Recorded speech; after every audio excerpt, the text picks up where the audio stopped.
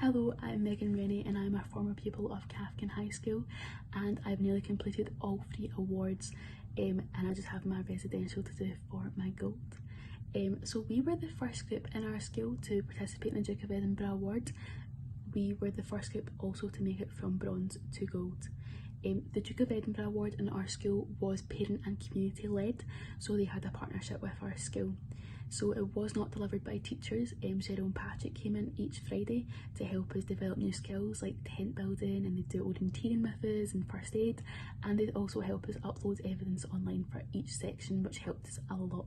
I felt like this was vastly different as we were treated more like participants rather than pupils, as it was more youth based, and we got a lot of support from the Duke Edinburgh team in South Lanarkshire, and I feel like that made us create like stronger bonds with Max, Cheryl and Patrick, as we didn't see them as teachers, we seen them more as friends. So for me, every award was different, from expeditions to volunteering, skills and physical. Every award I tried to do something new for like my skills. For example, my gold, I tried to do some sign language. I found it so fun.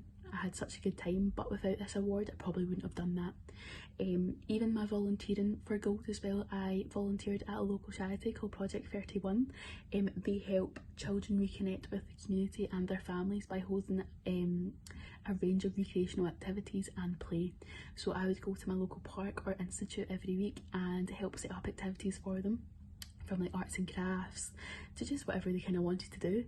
It probably brought out the inner child in me. I probably had more fun than them half the time, doing all the arts and crafts and stuff, and in the burn and making mud pies with them, but that's what we're there for, to have fun with them and do whatever they wanted to do. But yeah, it was definitely one of the best experiences of my life, and I probably wouldn't have done that if I hadn't done Duke of Edinburgh. I did volunteer over the 12 months. I still keep in contact with the charity right now and help them whenever I can. So for me, the expeditions were probably one of the best parts of Duke of Edinburgh as well. For bronze and silver we done walking, and for gold we done canoeing, so we tried to mix up a little bit and do something new. So to start with, the idea of walking with a massive backpack on my back in camping was not my idea of fun, but once I completed the bronze practice I couldn't wait to do it again. But it was absolutely freezing, so I knew for my qualifier to take a massive cosy blanket with me so I wasn't too cold, which was probably one of the best ideas I've had. I feel like expeditions gave me more confidence, as there's a much bigger role of responsibility, from cooking to navigating or even just looking after yourself. Your mum and dad aren't there to help you or do anything for you. It also helped me improve my teamwork skills, as everything you done you had to rely on your team, from navigating to building your tent to really anything you had to do. They were there to help you and you had to just deal with it. But yeah, they definitely were a good help, and it probably improved our skills a lot. So one of our most challenging expeditions I would say was my gold qualifier for canoeing. We'd only done training and our practice for canoeing. Our practice went so smoothly, there was no problems at all, so there was something was bound to happen on our qualifier. It was a brand new experience for me. I'd never really done canoeing before, except just the practice and our training, so it was still a new experience for me. And it was very hard canoeing for 4 days. It was very tiring and it was a lot to do. We were wild camping. It was a very good experience overall, but there was one point I was ready just to give up and stop there, but I didn't really have a choice.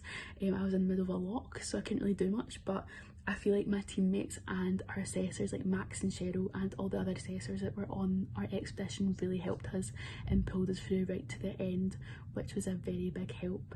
We made a vlog as well for our aim for gold, and now looking back on that you can just see how much of a good laugh we had, and it does make you miss Duke of Edinburgh a lot. Like, you didn't realise how much fun you were having until you look back at all your videos and you just see us all smiling and having a good time.